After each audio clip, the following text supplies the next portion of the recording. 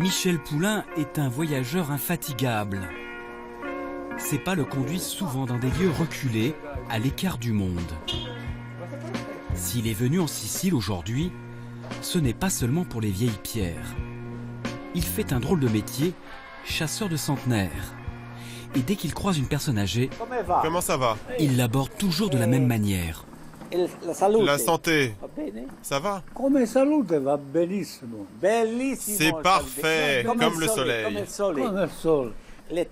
Et votre âge? 93. Ah, c'est bien. Allez, bonne chance. À la prochaine. Hein. Un nonagénaire. Voilà un premier signe qui réjouit Michel Poulain. Reste à savoir s'il y en a beaucoup dans ce village. Pour en avoir le cœur net, ce démographe va éplucher les registres d'état civil pour débusquer les personnes de 90 ans et plus, les ultra-nonagénaires, et qui sait, un ou deux centenaires. Elle est morte à 94 ans. 91. 2002 à 91. 91. Mais je cherche après la centenaire. 2011. 2003. Ça c'est bon. 102 ans. Plus on en trouve et plus on est excité par l'opération. Michel Poulain va-t-il découvrir une nouvelle pépinière de centenaires? Depuis 17 ans, il parcourt la planète à la recherche de la longévité extrême. Avec une équipe de scientifiques, ce Belge a déjà découvert 4 endroits dans le monde. Il les a appelés zones bleues. Ce sont des zones géographiques qui concentrent un nombre record de personnes de plus de 90 ans. La première se situe à Okinawa au Japon, la seconde en Grèce dans l'île d'Ikaria, la troisième se trouve en Sardaigne et enfin la dernière au Costa Rica dans la péninsule de Nicoya.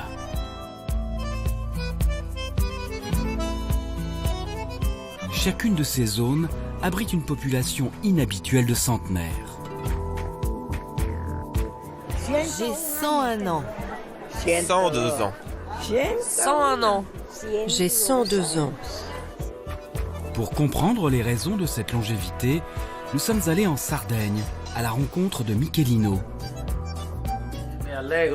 Il est toujours joyeux, très optimiste. L'objectif n'est pas d'atteindre 100 ans, mais d'aller au-delà. Au cœur du Costa Rica, nous avons aussi croisé le chemin de Don Pancho, 100 ans, et toujours une allure de cow-boy. Je fais du cheval depuis l'âge de 4 ans. Au début, je marchais à côté et puis je suis monté dessus. J'ai vraiment adoré. C'est quelque chose de merveilleux d'avoir un père de cet âge-là. Parce que c'est très fort de pouvoir profiter d'un père aussi longtemps.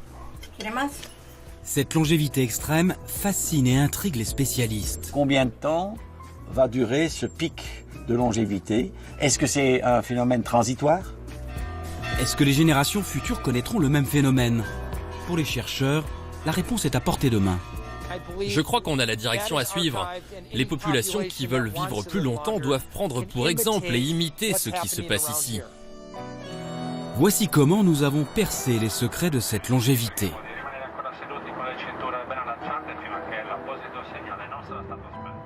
Y a-t-il d'autres territoires à découvrir où l'espérance de vie est exceptionnelle? Michel Poulain est sur la trace d'une nouvelle zone bleue. À 2 heures de Palerme, il va visiter 3 villages isolés dans le parc de la Madonie.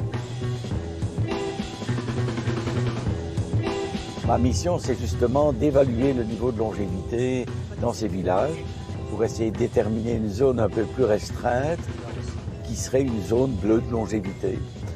Mais avant qu'on lui attribue ce statut de zone bleue, il faut à tout prix être certain qu'il y a une longévité exceptionnelle. Le village d'Isnello est situé à 500 mètres d'altitude et compte 2000 habitants. Parmi eux, 3 centenaires et une quarantaine de nonagénaires. Bonjour. Comment ça va? Tout est prêt? Il est accueilli par un groupe de scientifiques italiens qui a fait appel à son expertise pour évaluer ce village. Dès son arrivée, le démographe repère les premiers indices. Selon lui, les rues escarpées sont un facteur de longévité. Regarde ici, ça te montre tout de suite que les gens ont quand même un exercice physique impressionnant à faire pour monter là. Hein. Donc c'est une perspective qui va directement montrer un des déterminants de la longévité. Ici, les gens ne peuvent pas vivre, ils peuvent pas vivre sans bouger. Naturellement, c'est ça qui était important. C'est pas une salle de fitness, hein. C'est bouger naturellement au cours de la vie, tout le temps. C'est ça. Les 80 80 88. Mamma mia. Ah oui, on a un peu de bouteille. Et vous, 74? Et lui? Bon, lui, c'est un gamin. Allez, on y va. Pour évaluer précisément la longévité des habitants de ce village, Michel Poulain et son équipe se rendent à la mairie. Les actes de naissance et de décès vont être épluchés un par un depuis l'année 1880. Il s'agit de recenser toutes les personnes ayant atteint l'âge de 90 ans et plus, le début de la longévité exceptionnelle.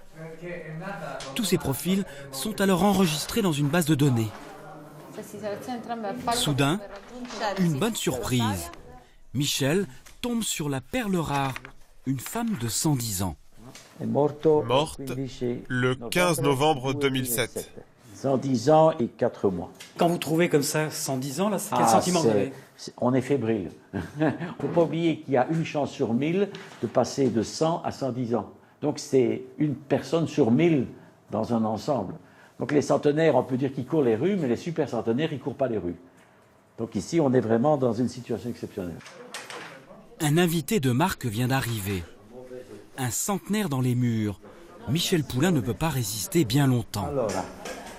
Ah, bonjour. Bonjour.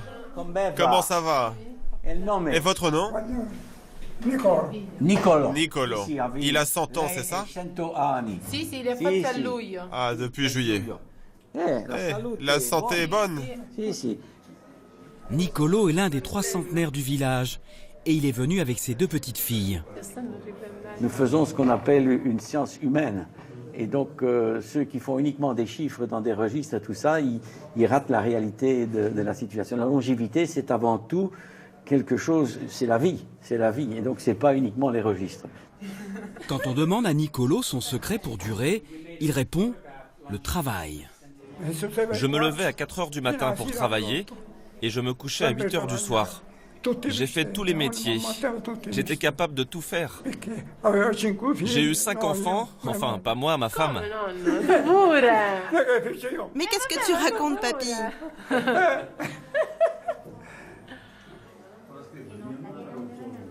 Isnello a des chances d'être un lieu de longévité extrême.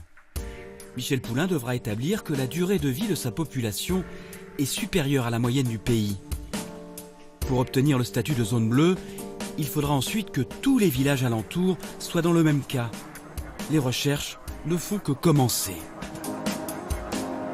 Pour comprendre la genèse des zones bleues, il faut aller en Sardaigne. La première a été découverte dans la province de l'Ogliastra, il y a 17 ans.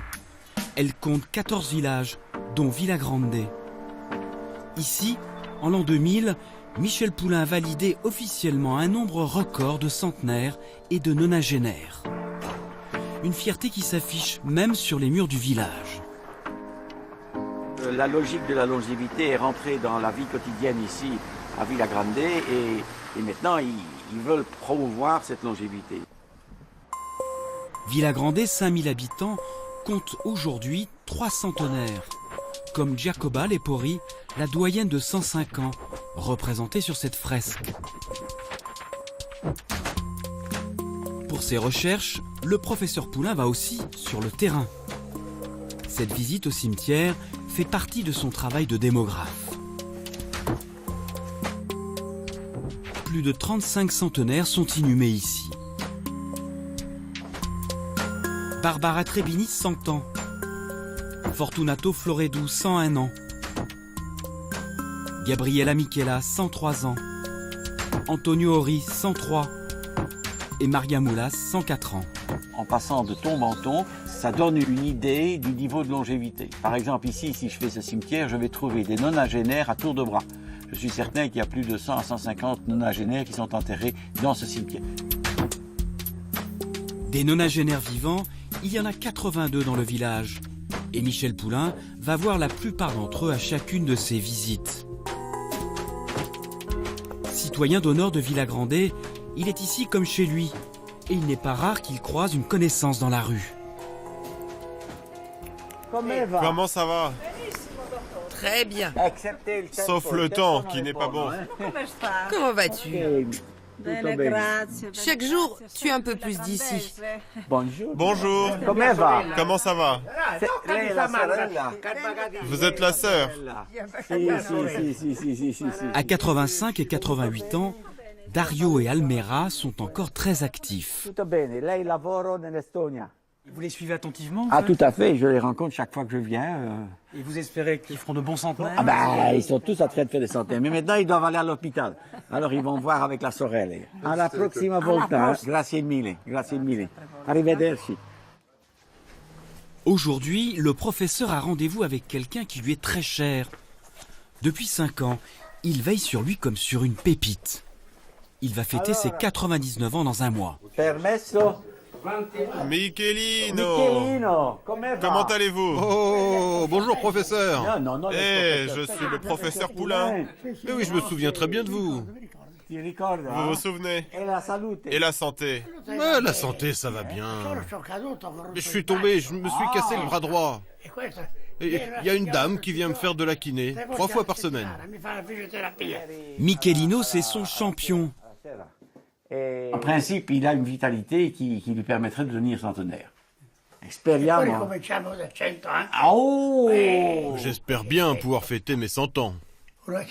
Quand vous aurez 100 ans, je viendrai de Belgique pour fêter votre anniversaire. Si. Qu'est-ce qui vous attire en lui? Tout d'abord, c'est un homme, et généralement, les hommes centenaires ou les hommes nonagénaires sont plus attirants, parce qu'ils sont plus rares, a priori. C'est une personne exceptionnelle, et alors on a pu parler beaucoup de la Première Guerre, de son activité. Il a immigré à l'étranger, il a travaillé beaucoup, il a marché beaucoup, et ainsi de suite. Donc ça, ce sont toutes des choses que l'on parle autour de la table, autour d'un verre, et ainsi de suite. Vous voyez, sur la table, vous avez le vin qui est là, et vous avez le pain spécial, le pistocou. Ça fait partie de la vie courante ici à Villagrande. Merci, à la prochaine fois. Ok. Et tous mes vœux. Ok, grazie. Allez. Ancien berger, Michelino Scudu n'est pas allé en maison de retraite. Ses 6 enfants se relaient pour veiller sur lui. Ce midi, c'est son fils Sandro qui lui prépare à déjeuner avant de retourner à son travail. Au menu, des curlogioni, une spécialité de ravioli fabriquée à Villagrande. Il y a de la pomme de terre, du fromage et puis un peu de sel, de l'ail et de l'huile. Ces aliments sont produits localement, comme toute la nourriture consommée par Michelino. C'est varié, il mange des pâtes, de la soupe, des lentilles, du jambon, de la viande, toutes les viandes, comme du mouton et de la chèvre.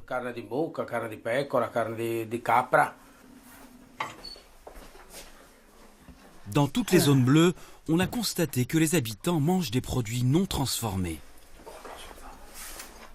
C'était bon. Mais aujourd'hui, ça manquait de jambon quand même.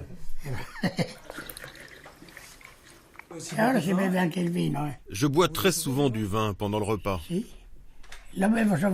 Il faut boire un verre de vin par repas, parfois même 2. Maintenant, de toute façon, j'ai arrêté de conduire. Je n'ai plus à conduire, donc je peux bien me saouler. J'espère pouvoir atteindre 100 ans. Un homme comme moi devrait pouvoir arriver à 110 ans. Je me sens bien. Je peux vivre longtemps. Pourquoi? Parce que je désire vivre le plus longtemps possible. Je ne veux pas mourir. Seul le diable meurt. Michelino aime bien montrer qu'il tient la forme. Il monte ses escaliers plusieurs fois par jour et il va nous dévoiler son petit secret. Je vais faire de la bicyclette. Une séance de vélo quotidienne. On est en salle de gym maintenant. Ce n'est pas trop fatigant? C'est un peu fatigant, mais ça va, j'ai l'habitude. C'est lui qui l'a voulu, hein, on ne lui impose rien. Avant, le sport pour mon père, c'était d'être à la montagne et courir derrière les chèvres et les brebis. C'était ça le sport. Et puis, pour ne pas rester sédentaire, il a commencé à faire de la bicyclette. Le plus important, c'est de faire des mouvements, de bouger. Allez, ça suffit maintenant. Le mode de vie de Michelino est probablement à l'origine de sa longévité. Le vieil homme nous a donné rendez-vous en 2019. Il compte bien être l'un des prochains centenaires de Villa Grande.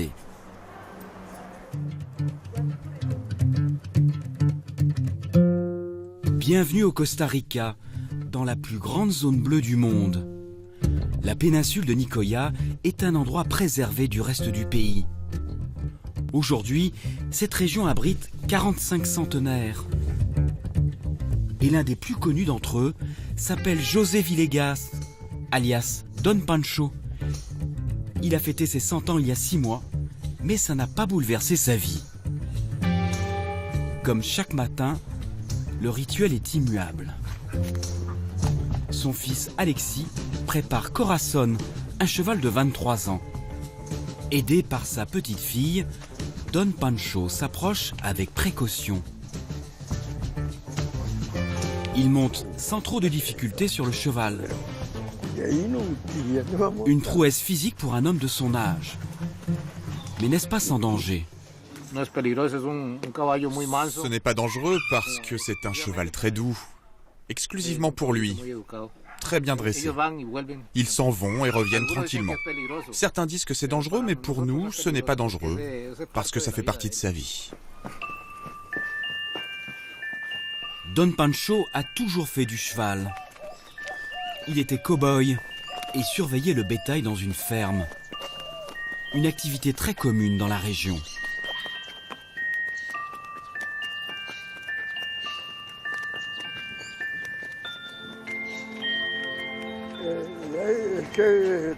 Depuis que je suis tout petit, je monte à cheval. Et j'ai eu beaucoup de chevaux, beaucoup de chevaux. Le cheval, ça bouge. Ça me berce pendant que je suis assis tranquillement. Ça me plaît beaucoup. Je suis heureux d'être à cheval. Tranquille. Chaque jour, le centenaire rend visite à ses voisins. Comment allez-vous, Don Pachito? Bien, bien. Et vous? Bien, bien, grâce à Dieu.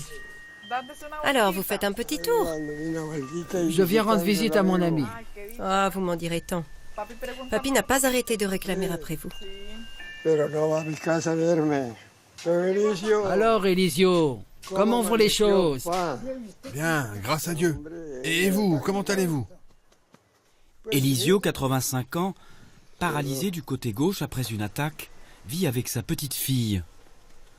Cette visite est la seule distraction de sa journée. On se connaît depuis 7 ans maintenant. C'est une vraie amitié. Vous avez beaucoup d'amis? Énormément. Je n'ai pas d'ennemis, grâce au Seigneur. Pourquoi vous venez le voir, lui, spécialement? J'ai beaucoup d'affection pour lui. Je l'aime. J'ai de l'estime pour lui. Ça vous préoccupe, sa santé? Exactement. Il faut donner de l'amour aux malades et aux infirmes. Ah, mon Dieu. L'amitié, la famille, la sociabilité serait-elle le secret de la longévité? Les scientifiques en sont convaincus. Don Pancho n'a jamais quitté sa région natale. Depuis 70 ans, il vit dans la même maison familiale. Comme Michelino à Villa Grande, il habite avec l'une de ses filles, Pauline, qui lui prépare ses repas. Et comme en Sardaigne, la nourriture est produite localement. Du riz, des oignons, des tomates et bien sûr la traditionnelle galette de maïs, base de l'alimentation au Costa Rica. Comme tous les week-ends, son autre fille Rosa est venue pour le déjeuner. Elle est fière d'avoir un père centenaire. C'est quelque chose de merveilleux d'avoir un père de cet âge-là. Parce que c'est très fort de pouvoir profiter d'un père aussi longtemps. Il n'y a pas de prix à cela. C'est très beau, très beau. Don Pancho a toujours vécu entouré de l'affection de sa famille. Il a 25 enfants, petits-enfants et arrière-petits-enfants. Là, c'est ma femme et moi. Veuf depuis 9 ans, le vieil homme n'a gardé que de bons souvenirs de son mariage. Je me suis marié avec elle quand elle avait 18 ans et moi 30 ans. Comment c'était? C'était merveilleux. Quoi qu'on lui demande, ma femme a toujours rendu service à tout le monde. Ça a été une vie de félicité. Une vie sans stress, tournée vers les autres. Voilà sans doute la recette de ce centenaire pour vivre aussi longtemps. Au Costa Rica, ces personnes âgées sont considérées comme un trésor national. Le pays a décidé de les mettre à l'honneur en accueillant les premières rencontres internationales consacrées aux zones bleues. Au premier rang des invités d'honneur, une vingtaine de centenaires, entourés de beaucoup de précautions. Parmi eux, notre cavalier émérite, Don Pancho, venu avec sa fille Rosa. Comment allez-vous? Bien. Qu'est-ce qui se passe aujourd'hui? C'est la fête des vieux. Tous les scientifiques mondiaux qui travaillent sur la longévité ont fait le déplacement. Michel Poulain, bien sûr, mais aussi le spécialiste japonais d'Okinawa et la chercheuse grecque qui étudie la zone bleue d'Icaria. Malgré leur fragilité, la présence des centenaires n'étonne pas le démographe belge. Dans toutes les zones de haute longévité, où ils sont conscients de cette longévité, il y a vraiment cette volonté de mettre en évidence les personnes âgées. Et ici, ils ont amené toutes les personnes âgées à cette... Donc c'est vraiment quelque chose de formidable, comparé à nos sociétés, où nous mettons en fait les personnes âgées au rencard. Nous les mettons dans des maisons de repos, on ne veut pas les voir. Ici, on les met en évidence. Et ça, c'est une leçon pour nous, ça. Un message que le Costa Rica veut envoyer au reste du monde. La vice-présidente est venue en personne apporter la bonne parole. Il ne suffit pas d'avoir la plus grande zone bleue du monde, mais il faut aussi savoir la protéger. Merci beaucoup. La star de ces rencontres, c'est l'Américain Dan Butner qui pose au centre pour les photographes. Ah, une vieille connaissance. Quel plaisir de te voir. C'est lui qui a découvert avec Michel Poulain la zone bleue du Costa Rica. Auteur de plusieurs ouvrages sur la longévité, cet ancien journaliste pense en avoir trouvé une des clés. Selon lui, les personnes âgées ont un effet bénéfique sur toute la société.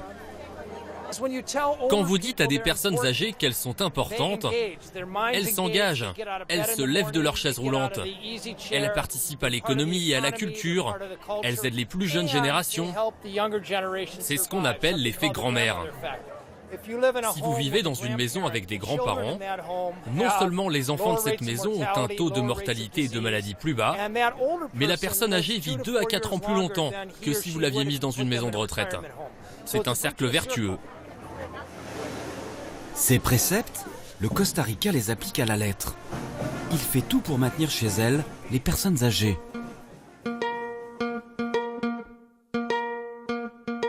Depuis plusieurs années, le pays a mis en place un programme national de visite médicale à domicile. Chaque jeudi, le docteur Evelyn Gonzalez et une infirmière se rendent chez ceux qui ne peuvent pas venir au dispensaire. L'une des raisons de nos visites, c'est que c'est difficile d'accès, il n'y a pas de transport en commun ni aucun service. Et ce sont des gens qui ont de faibles ressources. Le service est gratuit. La majorité de ces patients a plus de 80 ans. Un chiffre en constante augmentation depuis qu'elle exerce. Sa première visite est pour Doña Gregoria, une femme de 103 ans. Elle habite au bout de ce chemin, accessible uniquement à pied.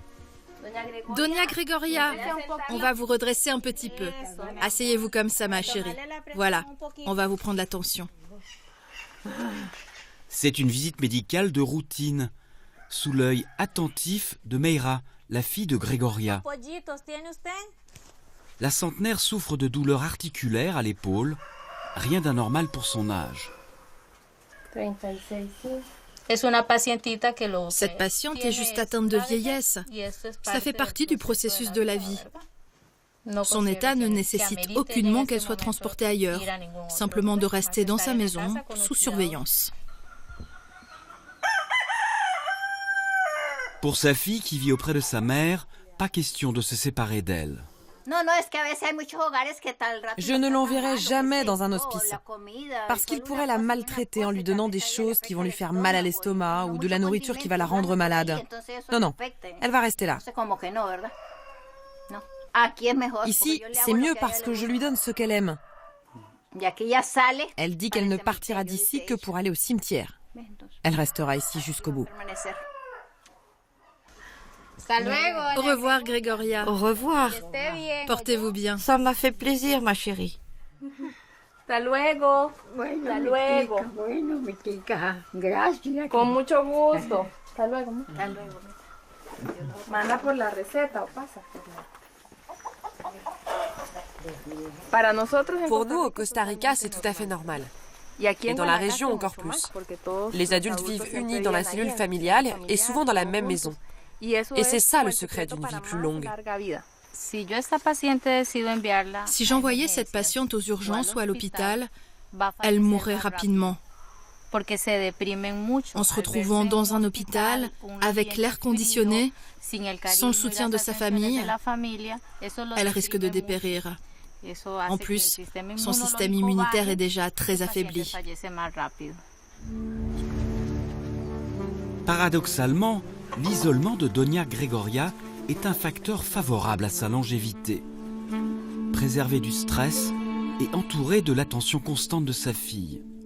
Ce lien familial indéfectible est commun à tous les centenaires que nous avons croisés. Dans un autre village de la péninsule, nous avons fait une rencontre unique. Une femme à la vivacité extraordinaire. Elle s'appelle Francesca Rodriguez. Tu n'as pas chaud au soleil? Non, pas trop. Luis, 68 ans, veille sur sa mère comme sur son bien le plus précieux. Doña Francesca fêtera ses 103 ans dans quelques jours. Son plus grand plaisir, aller à la messe à pied.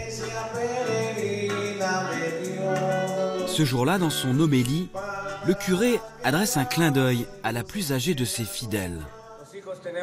Nous devons obéissance, soumission et attention envers nos parents.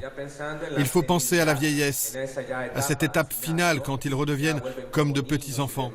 C'est alors à nous de toujours veiller sur nos parents.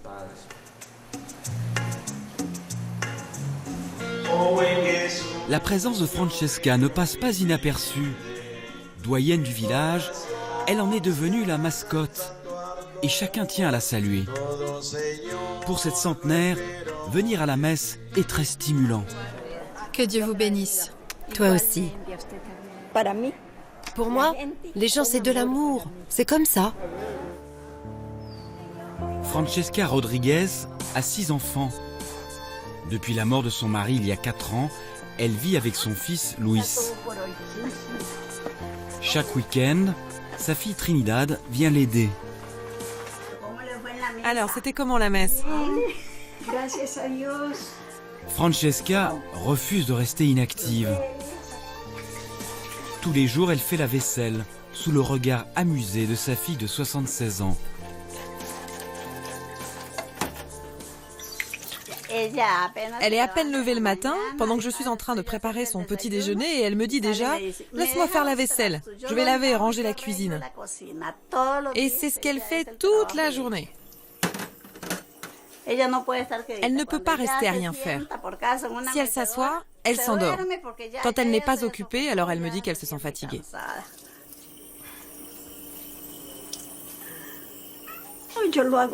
Moi, je peux tout faire ici.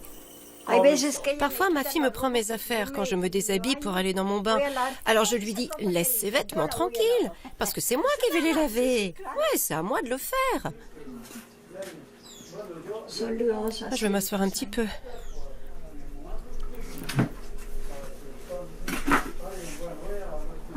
Oh Seigneur.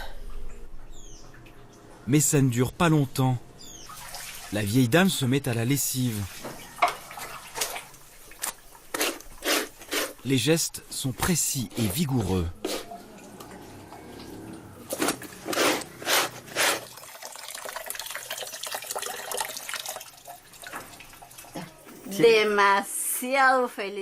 Je me sens trop heureuse de l'avoir près de nous. Je prie le ciel pour qu'elle vive encore 100 ans. Parce que mon bonheur à moi et à mes sœurs, c'est de venir nous occuper de notre mère. Jamais on ne pourra regretter d'avoir une mère comme elle.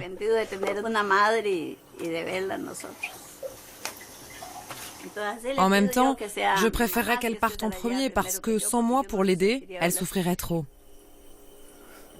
C'est comme ça.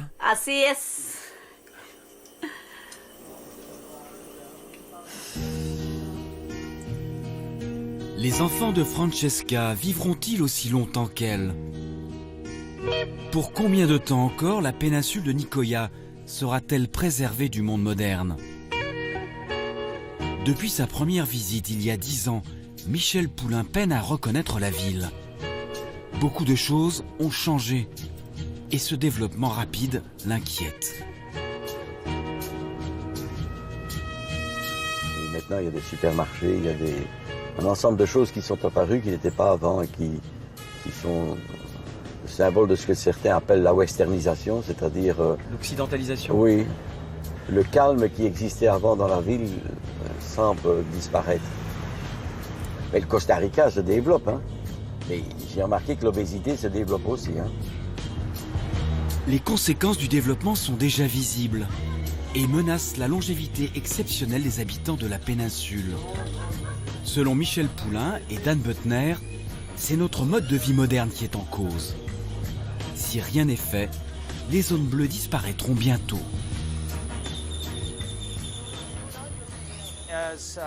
Comme les standards alimentaires américains ont envahi toute la planète et que toute notre activité quotidienne est mécanisée, je crois que le phénomène de longévité va disparaître. Mais pourtant, je crois que nous avons réussi à saisir la formule magique. On a tous les deux bien compris les facteurs qui mènent à la longévité, où qu'on soit dans le monde, à Okinawa, Ikaria ou Nicoya, ou en Sardaigne. Vous voyez à chaque fois les mêmes choses, produire les mêmes effets. Je crois qu'on a compris cela. Les populations qui veulent vivre plus longtemps doivent suivre cet exemple et imiter ce qui se passe ici.